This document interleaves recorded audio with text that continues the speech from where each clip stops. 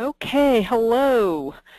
Ideas not coupled with action never become bigger than the brain cells they occupied. It's one of my favorite quotes by Arnold H. Glasow.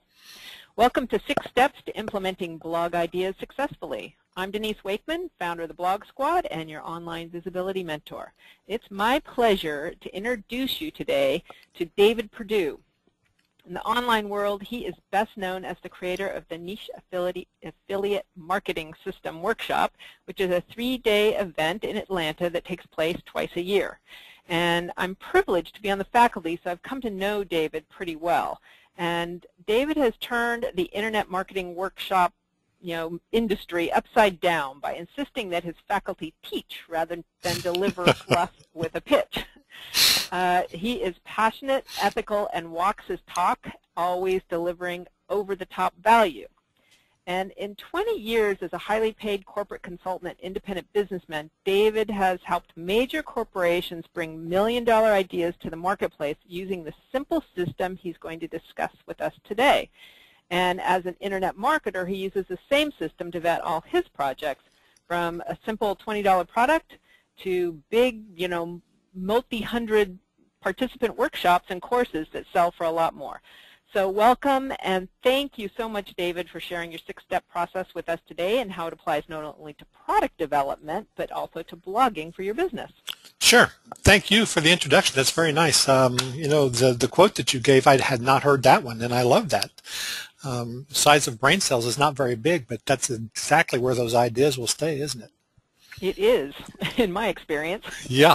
And how many ideas do you have on a daily basis? I mean, if you're like me, you have dozens of ideas daily, and you really kind of have to sift through which ones are worth doing.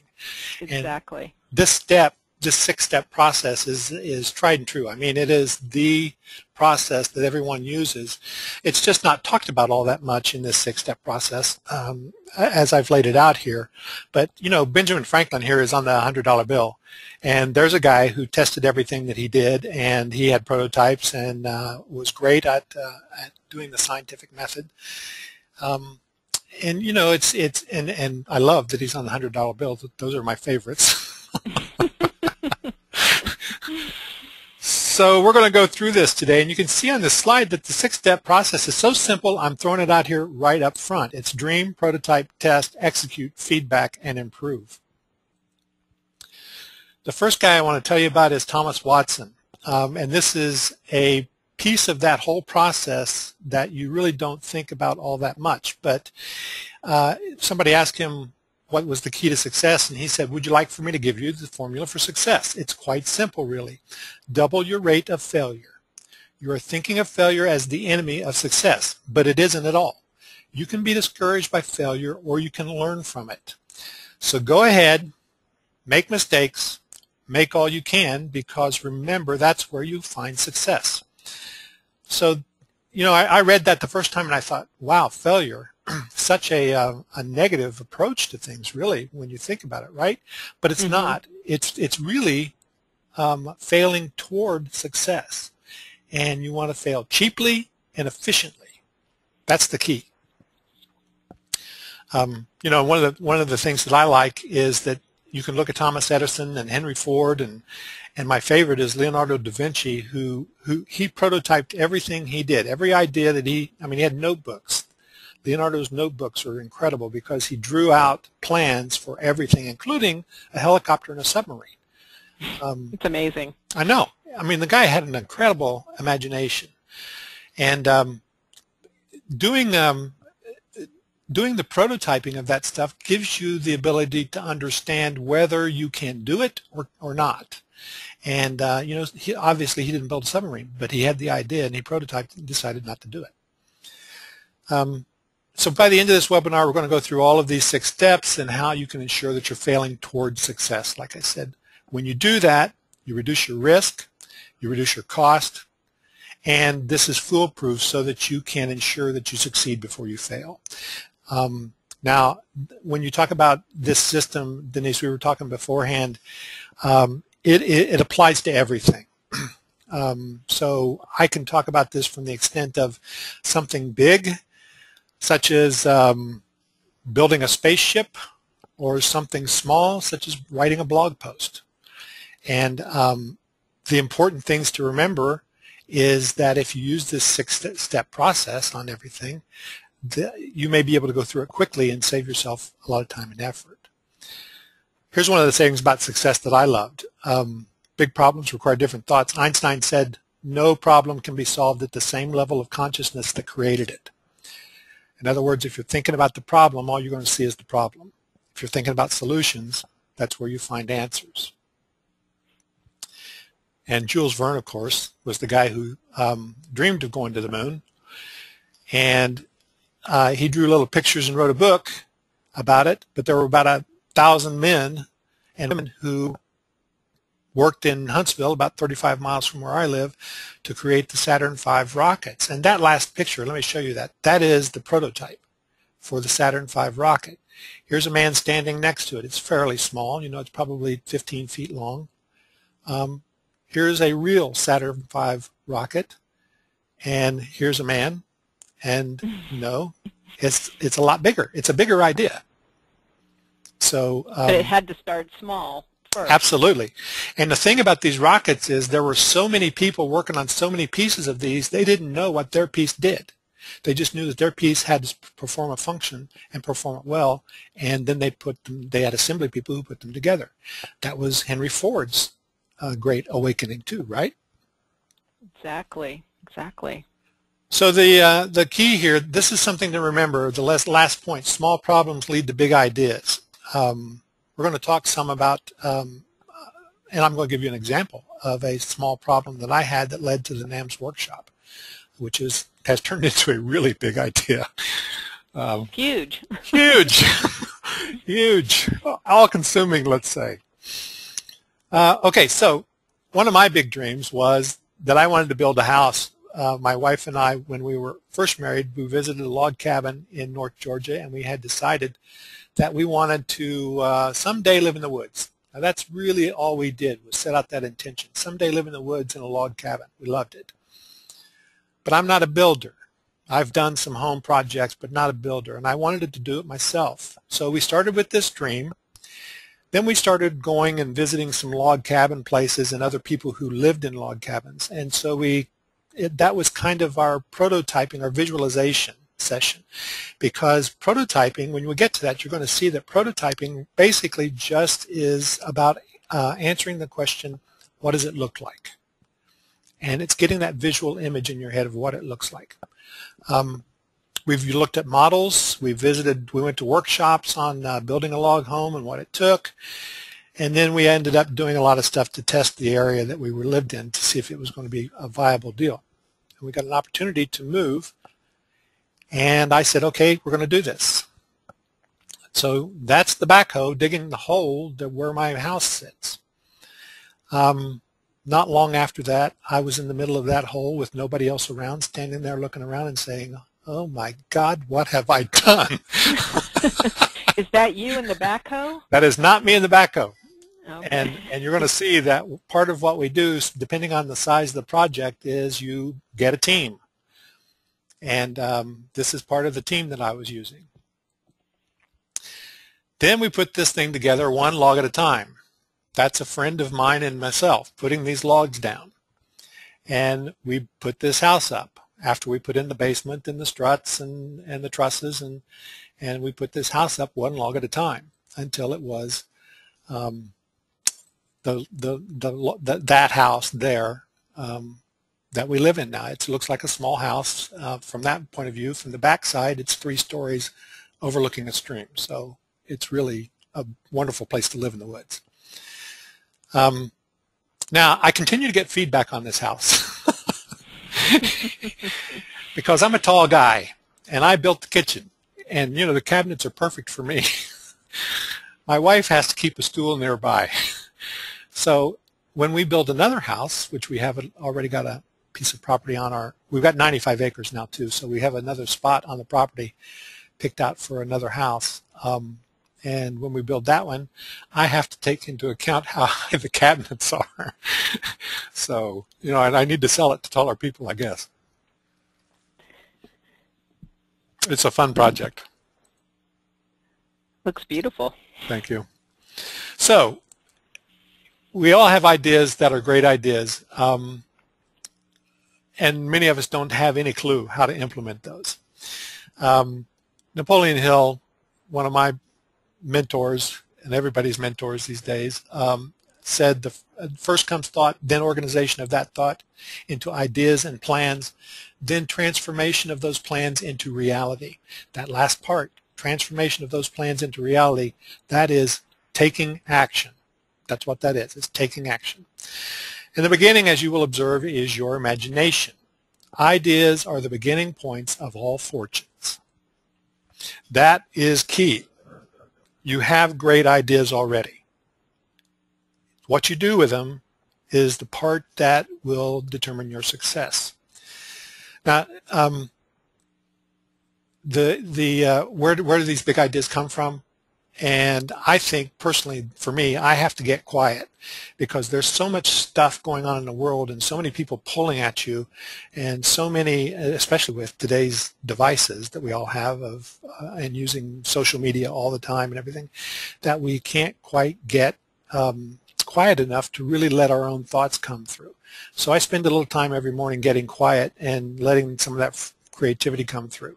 Some of my favorite ways to do that are driving my car with the radio off, and we'll talk about that later too, how to really to come up with some of your best ideas.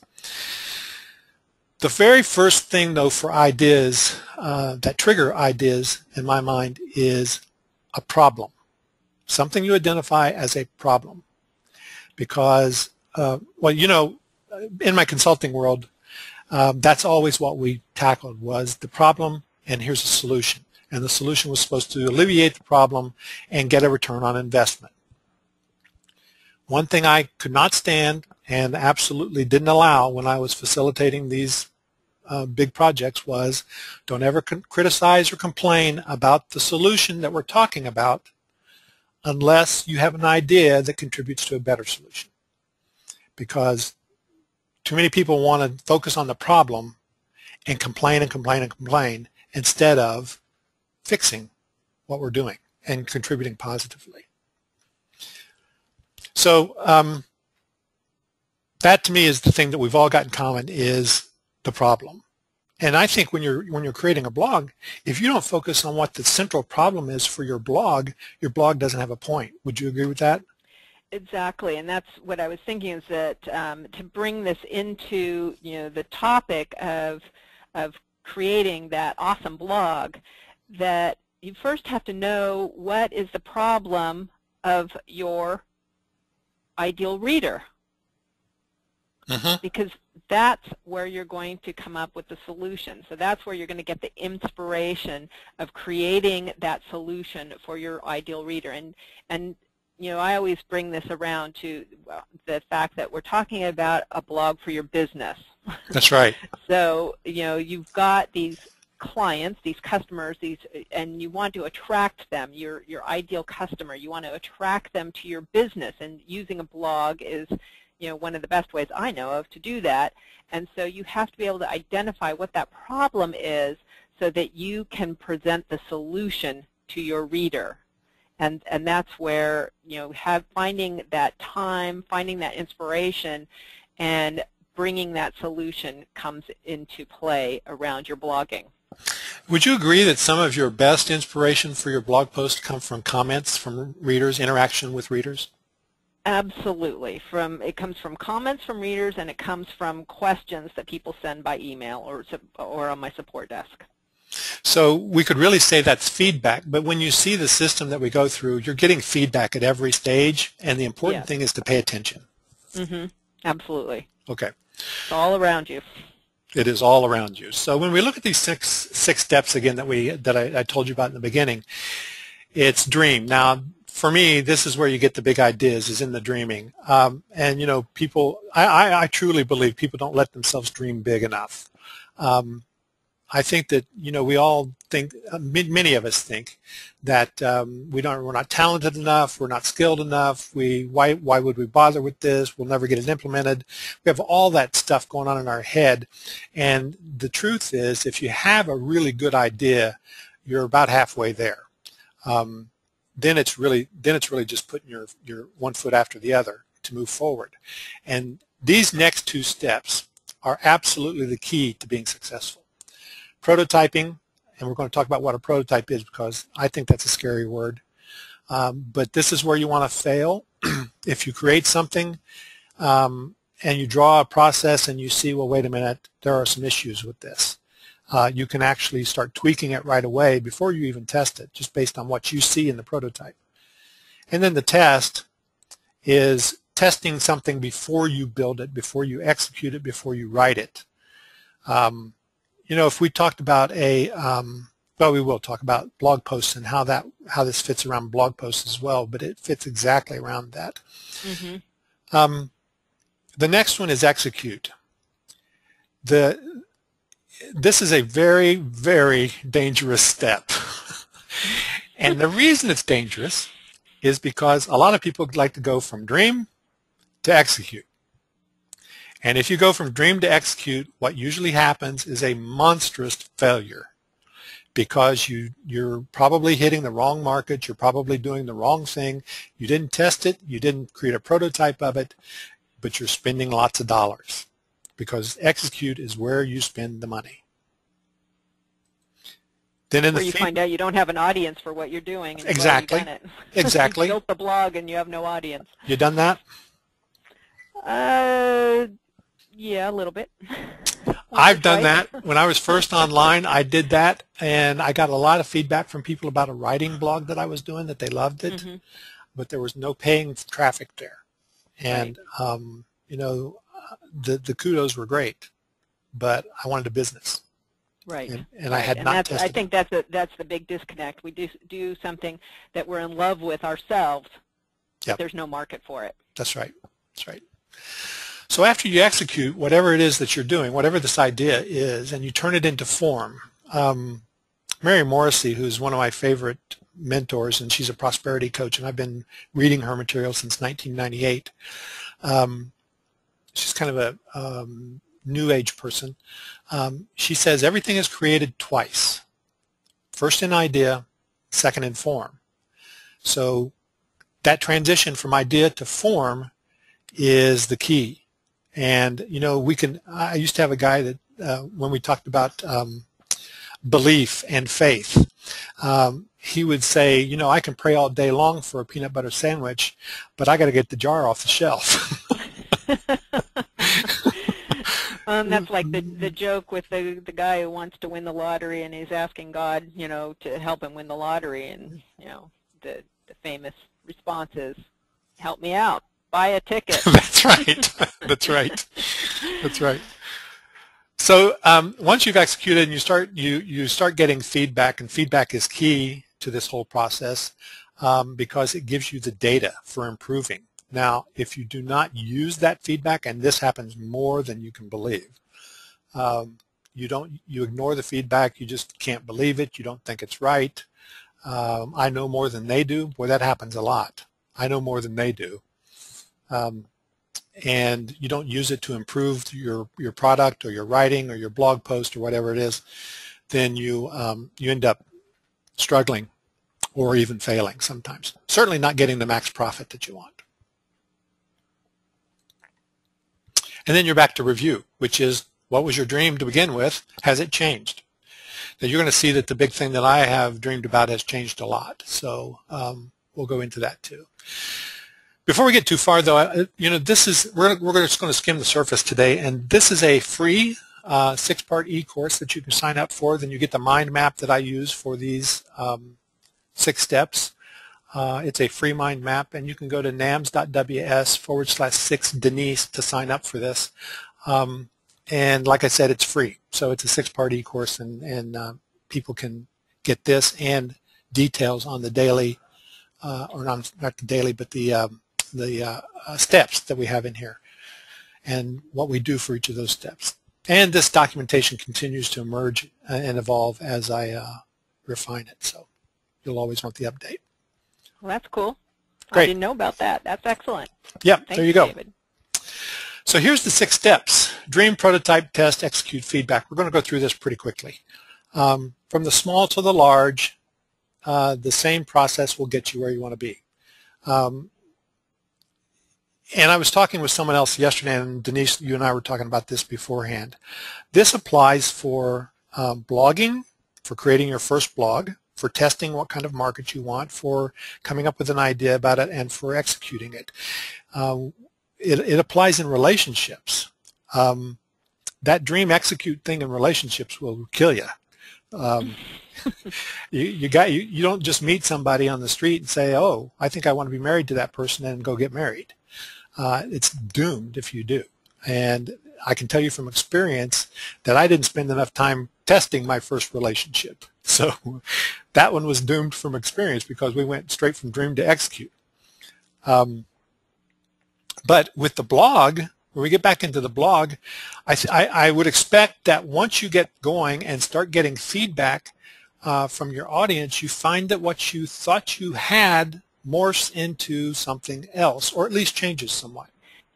Yes, and what happens in my experience, I've been blogging since 2004, is that as you get feedback, you start to evolve your content and how you deliver the content, and that evolution can lead to, a lot more success with your blog. It leads to more readers, it leads to more engagement, and ultimately it leads to more business. Mm-hmm. And if you didn't pay attention to that, then you'd be writing for yourself. That's right. So, which some people may want to do, but I don't think it's the best business model. That's right. In fact, one of the things that I love about blogs is that people write books on blogs because they have a built-in audience and they get great feedback about their writing in their book as they go. Mm-hmm. So exactly. It's a great vehicle for that. It is. One of the things that you pointed out here, and you didn't say it in this term, but it is don't force it. Square pegs into round holes don't work. So if you want to just keep moving on the way you're going without really understanding what your market wants, you're going to be in serious trouble. And acceptance is a key here. I mean, we really need to accept that we're not in charge of this. We are the facilitators of this business. The consumers are really in charge. The readers are in charge. And they tell you what they want. That's right. Either by showing up or not showing up, by commenting or not commenting, by sharing or not sharing. I mean, one of the things I talk a lot about around successful blogging is making sure that you have the opportunities for your readers to amplify your message or share your message to their audience as well. But if you're not open to the feedback that you're getting from your audience, if you're not constantly, massaging and testing and then executing on new ideas, you're not going to get that amplification. You're not going to get that sharing with the social sites, etc. And you're going to stagnate. Your blog doesn't grow. It doesn't evolve, and you're not attracting new audiences and new business, really. That's right. And that's what it's all about, isn't it? That is. So I talked about dreaming, coming up with big ideas. Let's go into each of these steps a little bit. Getting quiet. One of the things that I like, well, I'll just say this. I've had some great ideas in the shower because there's really nothing that you can do in there except wash yourself and think. Anytime you can think and be uninterrupted, it's time to pay attention to what you're thinking. I ride a motorcycle a lot. And that is one of my favorite times for thinking because all that's going on inside my helmet, I don't have a microphone on my helmet. I'll never get one of those because it's almost meditation time for me with the hum of the engine and the open road, and inside the helmet my head is just carrying on conversation with myself. And I can really work out a lot of problems when I am riding a motorcycle. Mm-hmm. I also like to stand on my deck and look at the turtles and the ducks that we have in our stream behind our house and let my mind wander because it always comes back to, that stack of stuff that I've got on my desk. That's a problem. And I sometimes the solution will just pop into my head like that. But for me, it's when I'm working out or running. Yeah. My wife, it's running. Yeah, and because, even if I'm running with a group, I'm still running by myself. I still have my own little head going, all the time, and I get tons of ideas. I mean, my friends will tell you that I run with, I'm constantly stopping and I'm recording something into my phone, or I'm, typing something, putting a note into my Evernote application, because I'm getting, it's just like it's flowing in, because I can't do anything but focus on what's happening for me right this moment. Right, right. It's funny you said that, because what I've written down here are ways to keep these ideas from flying out of your head. Notepads, recorders, iPhone, mind maps, anything that you can do to keep it down, to get it down. And before we had all of these little devices we could carry around, I used to be out and about, and I would call my home answering machine and leave myself a message. I did the same thing. Because ideas are fleeting. You may have the greatest idea in the world, and tomorrow you can't remember what it was. Exactly. So it's really important to capture those ideas. Writers, by the way, and I think this is true probably, that the editorial calendar plugin that you turned me on to for my blog is something I love, because I can actually put an idea for a post in there, and when I can get to it. And exactly. It really helps me stay on track for that. Exactly. I highly recommend that for bloggers, is using some kind of editorial calendar or some kind of capture tool. I use Evernote for capturing ideas, but then I'll transfer them to the editorial calendar plugin, and that's for people who use WordPress. It's called WordPress Editorial Calendar, and that's a great way to capture ideas in draft form before you get to the point where you're actually creating the content. And it also bugs you because it's there, so you got to do something with it. Exactly. You see it hanging there. Mind maps, by the way, I love mind maps, and that is one of the things that I like to use as a prototyping vehicle. A mind map is a great opportunity for you to jot stuff down, and then you can easily move it around and organize it. And that's always the key for understanding the flow of stuff. So we had mind maps on the earlier, capturing your idea, but I also like mind maps particularly for prototyping.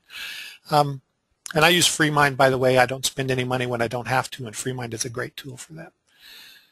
So a prototype for writers, everybody who is a writer knows about outlining. I'm working with some coaching clients who are building their blogs and their businesses, and they wanted to start with a free report. And one of the things that I taught them was, and you always they come back to me with this, well, I don't know what to write about. Well, what's your expertise area? And then they tell me what the expertise area. What's the 10 things about that you want, that are problems? And so they write down 10 things. And I say, okay, let's start developing out one thing. You develop out one thing, and all of a sudden you've got an outline of a report with 10 blog posts and 10 chapters in your report. And that is a prototype that we walk through. Artists, I mentioned Leonardo da Vinci earlier. He was really known for doing some beautiful frescoes, but when they did some infrared on those, they always found a sketch underneath them.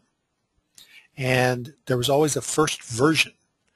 The first version is the prototype, and that's what writers do as well. One of the big time novelists out there right now doesn't do his own prototypes. He has a writer write the book for him in draft form, and he rewrites. That's all he does is rewrite. And if I told you who it was, well, I will tell you who it is, James Patterson. I read this in a review, a profile of him on a plane one day on American Airlines, where he talked about this process. He has other people writing he has an idea, then he has them write the draft, and then he goes through and does all of the testing and the rewriting of that. Okay, can I apply this to creating content here for your blog then? Sure. One of the biggest obstacles that people present me with when it comes to writing their blog is, I don't have time, or I don't know what to write about, which kind of are in the same milieu there. And this is where something like, now I'm going to be a little controversial, but private label, or private label content comes in. Mm-hmm. You can purchase content. You've got to be careful, and that's a whole other story, and you can talk to Nicole Dean about this. Highly recommend her. But you can purchase content. You have an idea. You have a blog. You've tested it. You know that this is what your audience wants. But you don't have time to write all the time every piece of content. Other people have written similar content that is in your subject area. You can buy that content and then use it as a place to leap off from. You can use it to tweak and rewrite. So you're cutting out that first step of, where do I start? Right. What do I write about? You can take a 500 or 300 word private piece of private label content and then build on it. So you cut out at least 50% of the creation time. And I wouldn't say do this for every single blog post, but this is a way to take a prototype of an article and then build on it. That's right. And make it your own. That's right. That's a perfect example. You know that I was in the newspaper business for almost 20 years, and I was an editor in the news, an editor and a reporter and a photographer in the newspaper business, and a publisher at one time. And one of the things I did as an editor was I was the founder of a weekend magazine for a big metro newspaper, founding editor of that. And I found out that I loved to edit a lot more than I loved to write, because I could fix other people's material quickly. When I write, it's that blank page thing that got me, right? Exactly. But what I also found out is that there's this thing called cursive knowledge, which I got that from Made to Stick, which is a great book, by the way. It's called cursive knowledge. If you know something well, you're very likely to either talk above other people's ability to understand, or you won't do it because you think, oh, well, I know that. I can't do it perfectly, so I won't do it. Interesting. That gets in my way all the time with using PLR, because I'm a writer. I've been a writer. And I think everything that I do, I have to write. And that is such a bad notion. It'll keep me so locked down for so long. And then when I start editing the stuff, I get too heavy into editing. So knowing when enough is key. And actually, that's the next slide. Oh, no, sorry, this is the next slide, the art of the napkin. When you're prototyping, people think a prototype has to be something that is physical or fulfilled or big. A prototype is a process. A prototype is an idea taken to a communicative form, and it could be an outline, it could be a paragraph, it could be an abstract. An abstract for a book is a prototype. In this case, I'm showing you a whiteboard for a process that I was leading a team on, and we were trying to figure out what to do about a work entry process. This is the work entry process. Makes no sense to you from what I've got on this board, right? But when we went through it and refined it, it shows this kind of flow. Now, there's also about 20 different steps that are in words and pictures that go along with this, that get applied to this as a layering thing. But each of these are representations of the same prototype. My point is that as you get feedback on your prototype and you test it, your prototype gets more and more closely related to your final product. Now, would you also consider, in terms of blogging around prototype, would you consider that doing research on your niche would be part of the prototype process? Yeah, actually, I do, because anything that validates your idea is part of the prototype process. Okay, so that could be applied when you are at different varying varying places in your blog creation. So when you are just setting it up, like when you're just deciding, you have this dream to do this blog that's going to support your business, and you're going to build your credibility and trust, et cetera, and you're going to attract and build relationships and engagement, et cetera. So, but you need to do some research first to determine whether this is going to be the right path for you to take.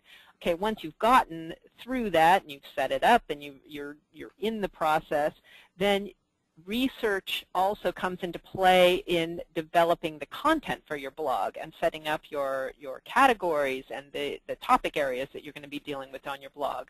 That's right. And so that's where I would see Prototype coming in as well into blogging.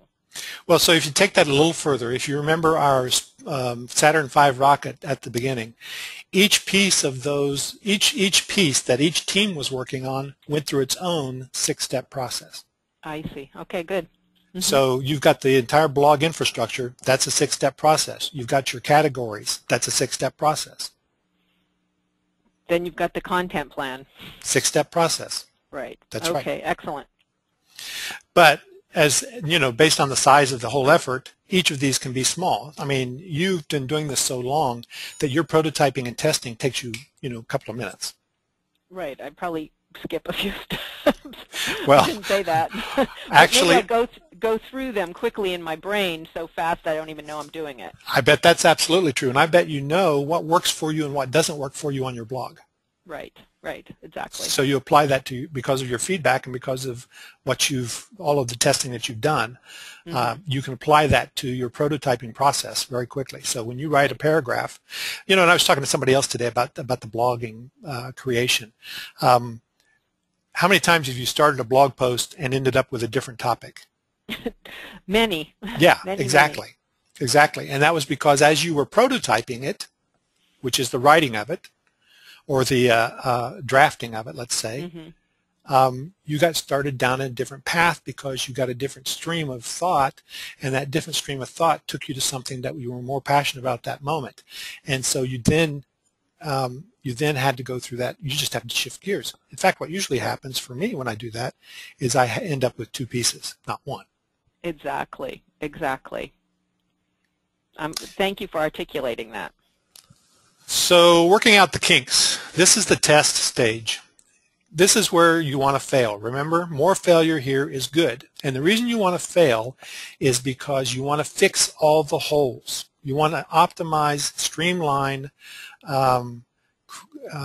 make your thought clear, communicate with clarity, get to the point, and get people there to take the actions that you want to take. So everything that works for you to get people there quickly, you want to make sure that you get the feedback about that through your testing to do that.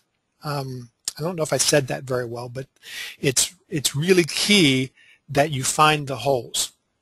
The best way to do that is to put it in front of other people. Now, there's subjective and objective testing. Mom will always tell me that whatever I do is wonderful. She's a very supportive mom. I don't tell Mom what I do because I know she loves me. Mastermind groups, coaching. I have 2 or 3 coaches that I'm using currently on different areas of my business because I need to run my stuff against other people to see if I'm nuts or not with these ideas and the approach that I want to take. Mastermind groups are great for this. Writing groups are great for this. Competitors who you think are competitors in the blogging world, I think are good for this because you get them on the same kind of the same vein of thought, and you guys become friends and share ideas. Right, right. Well, and also your audience is going to be one of your biggest tests. Yep. Because the nature of blogging is that you are publishing frequently. So sometimes you don't have time to draft a post and then send it around to your mastermind group and get feedback and then edit the post and then publish it. Most people I know will never go through that particular testing process. But the other side of that is that you can publish over and over and over and over again. So let's say you are working on a series of posts or an idea, a concept that you really want to get out to a wider audience, so you're blogging about it. Well, publishing something, you work out your post, and you draft it, or you publish it, If you get no feedback, that's feedback. Right. If you get no comments, no one retweets the link to it, nobody comments on it on Facebook, you're getting no traffic, okay, you need to go back and tweak it. You need to rework the concept. You need to rework how you're explaining it. Maybe it's better done in a video. So the blog is a perfect testing ground for your Absolutely. ideas. Absolutely. It's a perfect testing ground for your ideas. If a post doesn't go anywhere, you know you've got to redo it in a different way, especially if it's an idea that you're passionate about. One of the things that I like to point out is the types of tests, the blind versus the scripted. Because the blind test, to me, gives you much more information in our world about how easy it is to use something. If you're building a blog and you send somebody to it and say, and I want you to go find out how to subscribe to my blog. If they can go right to it on your blog and figure that out and get it done in a heartbeat, then you've got good usability, right? If they come back and say, well, I really couldn't find the link, you got a problem. But if you go to them with a scripted process that says, okay, go to my blog, open up the URL, go to the right-hand corner and click on subscribe here, that's underneath the drop-down box on the right, and then sign up and then go do da-da-da, they're going to do that, and they're going to show you that that works, that your process works. But that's not really great feedback, because you don't really want to know what your process works. You want to know if it works for somebody visiting. Right. Somebody brand new. Right. Right. I tried to get my mother to install GoToMyPC on her computer the other day so that I could monitor her computer from home, right? She lives in Florida. I live in Alabama.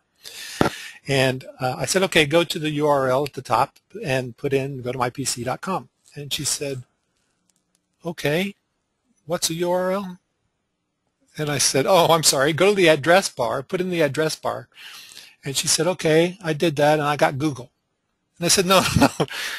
It took me 30 minutes to get to the point where I was saying, this is not going to work, because I'm starting with somebody who doesn't understand how I'm communicating about this. So I said, next time I'm there, I'll fix it. Don't worry about it. Let's see, the complete failure versus modify. I hesitate to call this complete failure because if I don't implement something and save myself the expense and trouble of doing it because my test told me it was not going to work, that's a huge success. If I get the kind of feedback that you were talking about, some comments, some sales, something that gives me an indication it's good, then I modify based on the feedback that I get and retest. So I love the Microsoft mantra, good enough, works mostly, create it in version 1, make money, finance version 2, make more money. That has worked well for Bill Gates.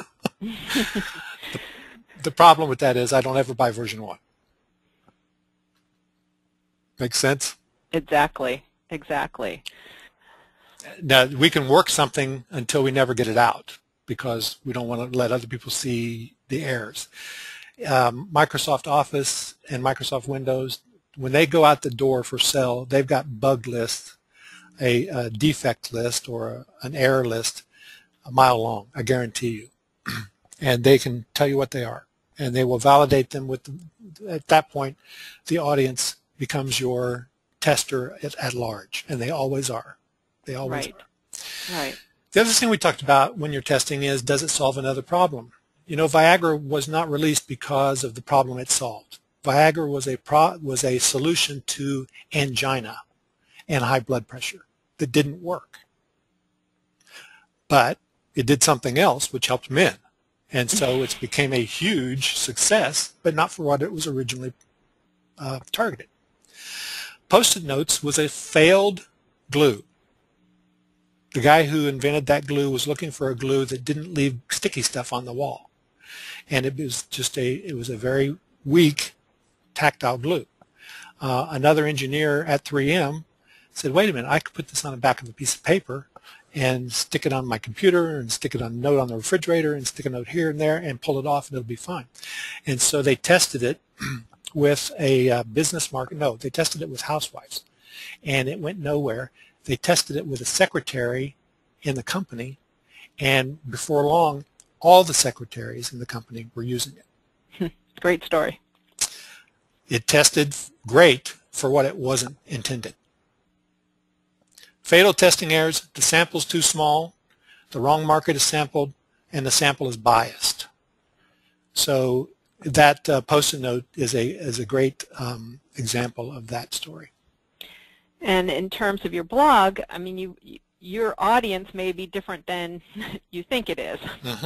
You know, if what you're writing is appealing to, you know, people that you didn't expect, you might be onto something. You might have created a whole new revenue stream, for example, a whole new path towards a whole new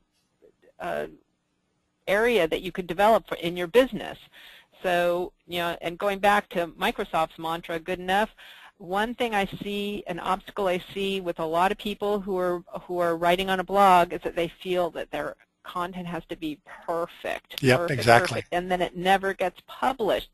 And that's not true. You can always fix it. I can't tell you how many blog posts I have published that I go back and look at and go, oh my gosh, you know, I forgot a word, I misspelled a word, whatever, you know. I can go back and fix it. Or a sentence doesn't make sense, or somebody contacts me and say, what do you mean by that? And I can go back and fix it. I don't get stuck on, you know, is this absolutely perfect? Going back to, I don't run it by 15 people before it gets published, because then nothing would happen. Right, right. You know, and speaking of that, one of the things that I learned through testing was always use a redirect link, because I might post a blog post that in 6 months, the guy who I was referring to for a tool or whatever, or somebody might have posted on their blog, and I'm referring to their blog, deep link, and if I do it with a raw link, if that dies, I'm pointing to a 404 page. If it's a redirect link, all I got to do is go in and change the link itself to a new traffic area, and I can maintain the traffic and consistency. Right, right. That's a really great tip. It's a really great tip. So execute. You've committed now. You have decided that that your test was positive and that you're going to commit the money. This is where you spend the money. And the money may be not much money, but it also may be your time. How much is your time worth? So if you're writing, you've come up with a good blog post idea, you're going to spend an hour or 30 minutes writing this one. Why does this one get more time than the other one? You've evaluated that. You've made a decision. If you are building a blog, you may need a team to help you build a blog, so you gather your team. If you don't have a budget, you do it yourself. If you do have a little bit of a budget, you can get that team together and start determining what this is going to cost you. One of the tips that I've brought into the online world from my offline consulting world was that the team determines the task. I don't determine the task as the project manager. I consult the team, and the team says, I've got to have this, this, this, and this, and I got to do it in this order with these dependencies. I got to have this done before this will be done. That, to me, is really key, because it helps you build a timeline for when you want to get your blog built, and it also, based on your team's input, gives you an idea of what it's going to cost, a much more accurate idea. You're not guessing. Absolutely, because they're the experts. That's right. When you bring in a team, you're bringing in experts who know exactly what needs to be done and how to do it. Right. So then you convert the prototype to your product, whatever that is. It could be your writing, could be a report, could be the blog post, could be the blog itself. Feedback. This is key. Somebody asked a question here in the question box that says, how do you get more feedback on blogs? There's a ton of ways to get feedback on blogs. First one is the most obvious, and that's in your comments. And Denise, I don't know about you, but I like the personal communication that happens between readers and bloggers. But I really like conversion statistics, and I also really like traffic statistics that you get from your technical side of the house. So you look at your web stats. What are people searching on? What posts are you getting most readers on? That tells you a lot about what you should be writing about. That's all feedback. Also, now, with all the social media tools we have, how many people are sharing your content. That's a huge feedback mechanism also. especially if you're doing as I advocate, making sure that your content is syndicated, onto the major social networking sites. You can get a sense of what's working and what's not working. For example, I manually post all my blog posts on my Facebook page, and some get a gazillion likes, and they get comments, and the traffic is flowing back to the primary site, the blog, and then some get nothing. Right. It's like, what? I thought this was really smart, or right. I thought this was really useful or relevant, and nothing happens on it. So that says, well, maybe that's not content people care about. Maybe nobody saw it. Maybe it was the wrong time of day to post it. And, again, the great thing about the tools that we have at our disposal now is that you can try again, you can tweak, you can, do all kinds of things to see, is it to verify or get new information about that action that you took. And based on what you just talked about, that is your improvement process.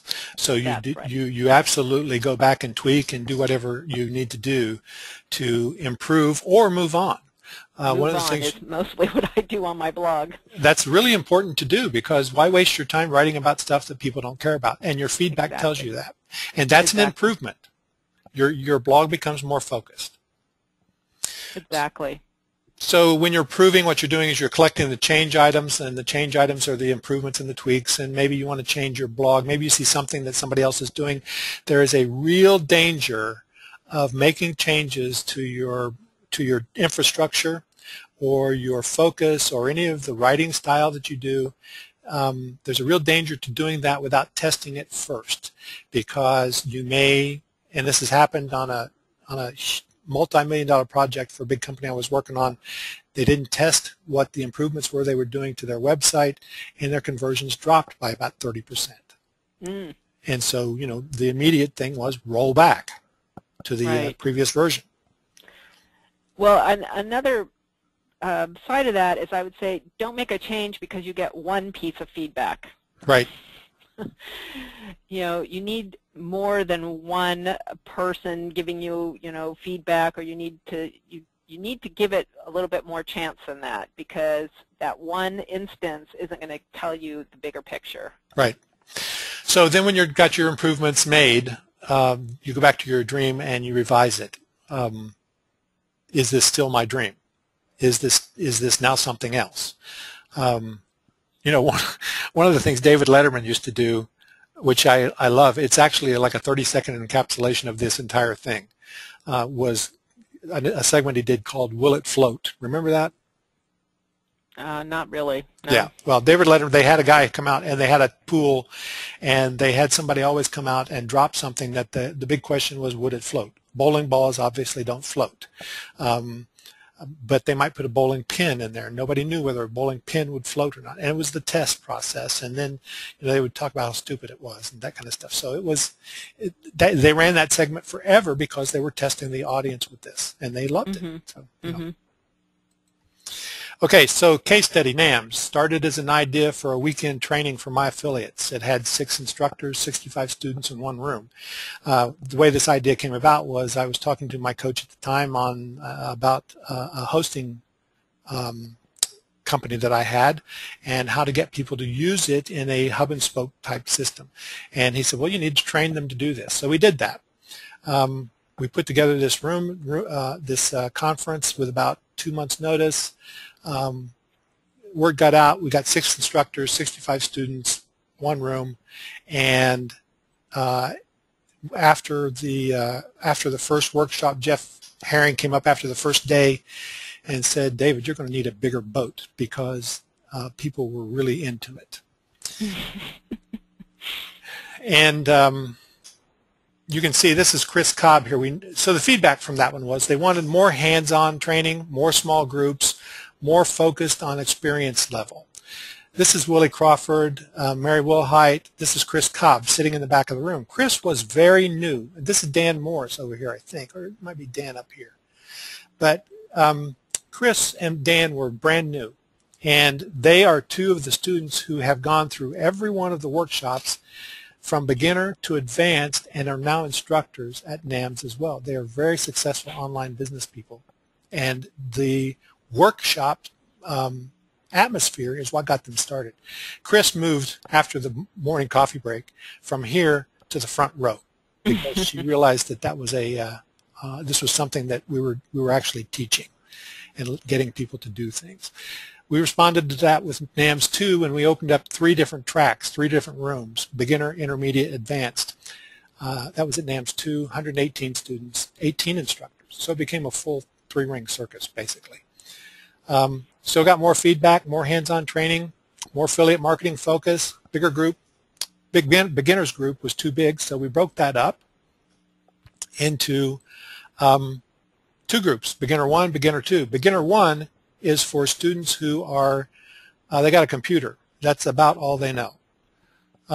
Beginner 2, they've got a computer, they might have a blog, they might have a website, they might have a Facebook account, and they might make occasional sales, but it's by accident mostly. Intermediate group is making money, but they are making money, it's not a full-time living, but they're supplementing their income. But they're doing it mostly on purpose. Advanced group is making a full-time living online, and we're helping those folks turn their online businesses into sustainable businesses, assets basically that they could sell if they wanted to. The feedback from 3 or 2, I can't remember, was that the advanced group wanted to be able to have a private conversation in the afternoon. Usually there's 15 to 20 people in there, and they wanted to have a private mastermind where they could really open up and talk about their businesses. And they do that. So we turn the recorder off, and it's a facilitated meeting by one of the instructors. You've been in this session as well, Denise. I've been in some of the, NAMS 3 was the first one that I was at. Yep. And you've been NAMS 3, NAMS 4, NAMS 5, and now NAMS 6, right? That's right. That's right. So we are NAMS 4. We had 200 students, and the only negative feedback was that they wanted to be able to continue their learning and continue their networking. So we created a forum with the accountability groups in here, and they are geographic accountability groups. You join an accountability group and really take what you've learned straight through. NAMS 5 took it another level. NAMS 5 was a big test for me. I wanted to see if we could transfer the offline workshop to an online virtual version of this, and it worked great. We had 27 instructors, and we did about 25 hours of recorded video. So this was an excellent test, and the feedback was positive. So we continue the weekly webinars and incorporated that into the NAMS educational process as well.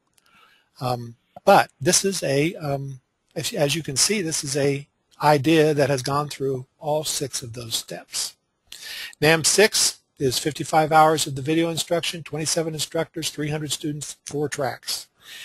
Add-on workshops before and after the 3-day event in Atlanta, and that is August 19th to the 21st, and people get $100 off till the end of the month by using this coupon code 100 special.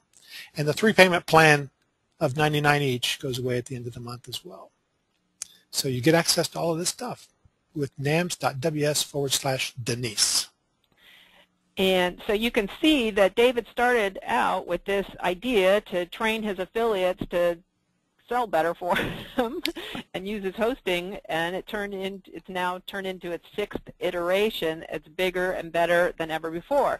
And this can be directly related to how you approach your blog. I mean, we're trying to show how this system can work on many different levels. It's not just for your blog. It's not just for a product. It's not just for a conference. You know, we were talking before this started that, you know, I can apply this whole system to my running experience as well. But the idea here is that you've got this idea, you've got a blog, you want to start a blog, you want to use blog as a marketing tool. You test your idea, you do your research, you get some feedback, you go for it. You start creating the prototypes. You get feedback on what you're doing. You adjust and test again. You constantly modify until you've got like this awesome tool that is working for you 24/7, and you are attracting the people you want to your blog.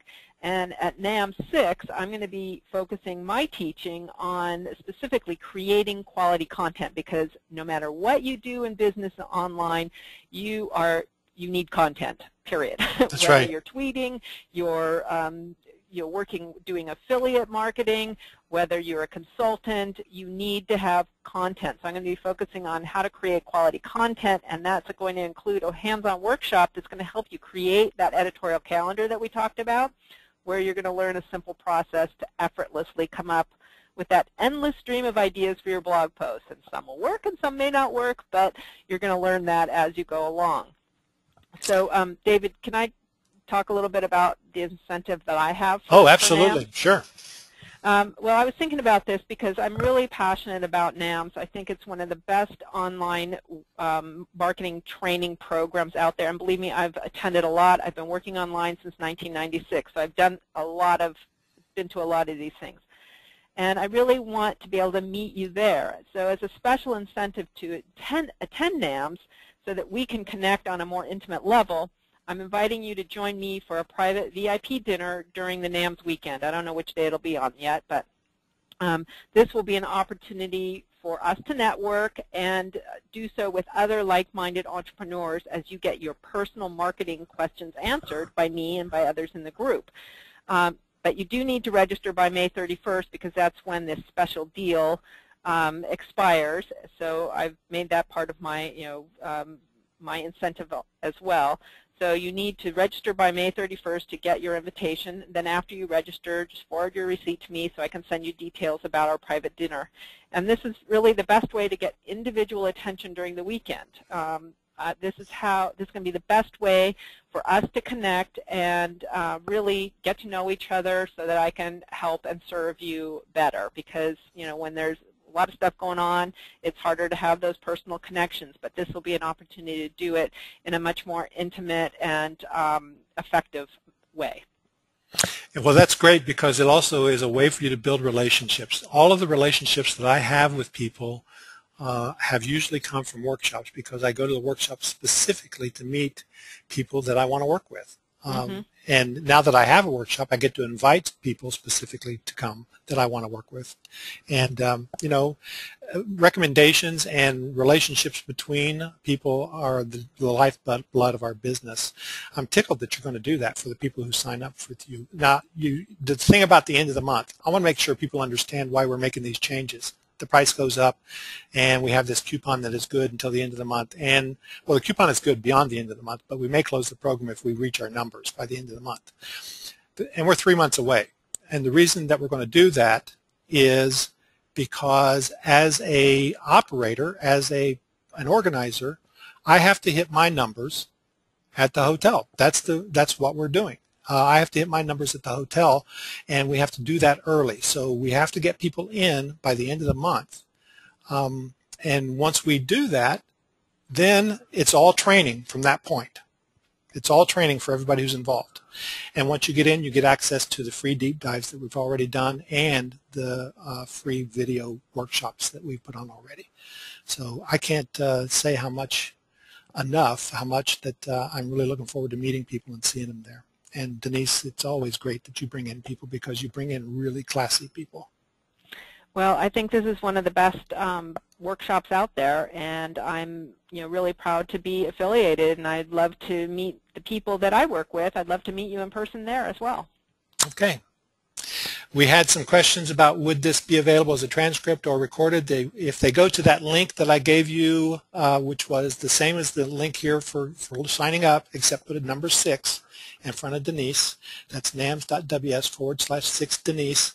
You can get the mind map as well as the recording that we're doing, and that is an opt-in page. And you'll also want to be sure that you sign up for the workshop today, because this is the deal. There's nothing else like this out there, Denise. We've really tried to make this as unique as possible. And it is, and it is. So I hope that you'll take advantage of this really amazing deal, because this is an amazing deal for what you're getting. And your training will start immediately, because you're going to have access to all the 25 hours of video instruction that's already gone on, plus the follow-up or the following classes that you're doing weekly right now, right? Doing weekly until August, and then the model's going to change after that. So it's only good for the NAMS 5 and the deep dives that we're doing now. Right, and then we'll meet in August, and if you sign up today, at least before, or at the very latest before May 31st, then you'll get an invitation to have, and we'll have dinner together as well. Sure. We're really looking forward to that. Thanks so much. Okay, thank you, David. Appreciate your time today. You bet. Bye-bye. Log on.